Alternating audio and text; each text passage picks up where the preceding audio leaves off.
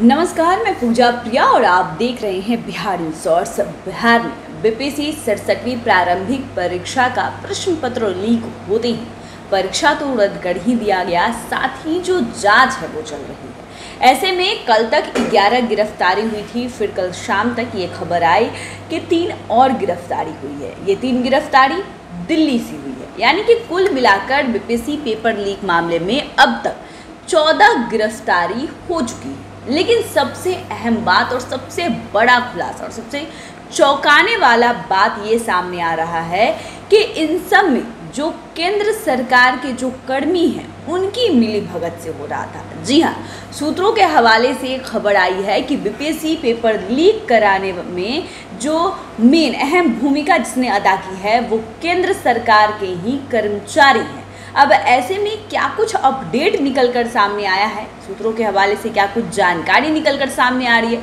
चलिए आज हम आपको सब कुछ थोड़ा और विस्तार से बताते हैं।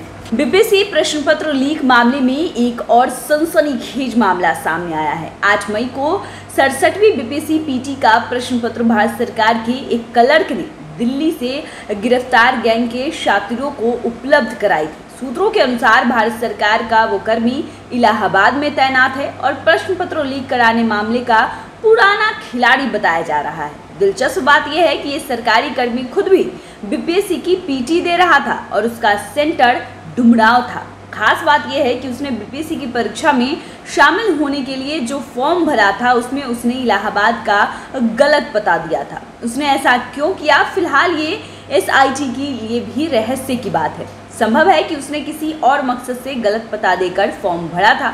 सूत्रों के अनुसार दिल्ली से गिरफ्तार किए गए नए गैंग के 3 शातिरों उत्तर प्रदेश के अभिषेक त्रिपाठी, मधुबनी के महेश पुड़वे और प्रवीण कुमार यादव ने उस कर्मी से ही प्रश्न पत्र हासिल किए थे।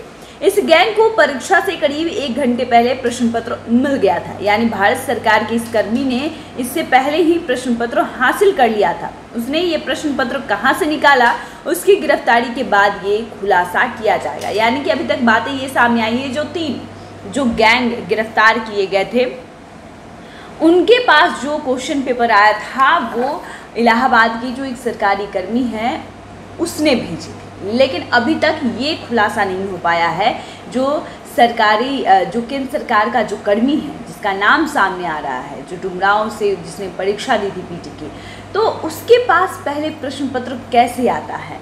आपको बताते चले कि सूत्रों के अनुसार इलाहाबाद में तैनात ये कर्मी मध्य बिहार का रहने वाला है और प्रश्न पत्र लीक मामले में ये पुराना खिलाड़ी भी बताया जा रहा है। ईओयू की एसआईटी उसकी तलाश में लगातार छापेमारी भी कर रही है। ये भी बताया जा रहा है कि दिल्ली के गैंग के शातिरों की गिरफ्तारी की भनक लगते ही वो फरार हो गया है। हालांकि एसआईटी उसे जल्द ही दबोचने में लगी है। उसकी गिरफ्तारी के बाद प्रश्न पत्र लीक मामले में कई बड़े खुलासे की भी संभावना जताई जा रही है। साथ ही आपको बता दें कि पिछले दिनों गिरफ्तार पिंटू यादव गिरोह के संजय कुमार के बैंक खातों को ईओयू ने खंगालना शुरू किया तो वो भी दंग रह गए।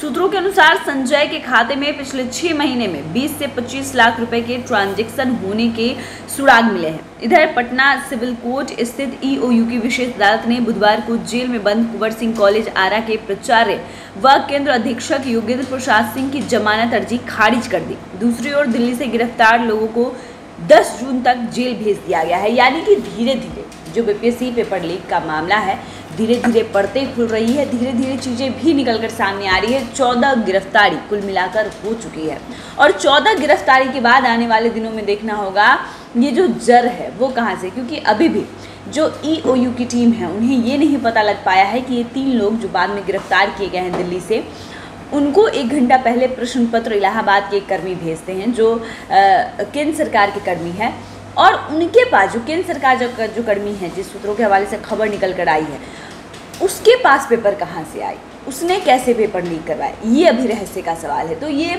आने वाले दिनों में भी इसका खुलासा जल्द ही कर लिया जाएगा। तब तक के लिए बने रहे हमारे साथ, चैनल को सब्सक्राइब करें, फेसबुक पेज को लाइक करना ना भूलें। वीडियो देखने के लिए आपका धन्यवाद।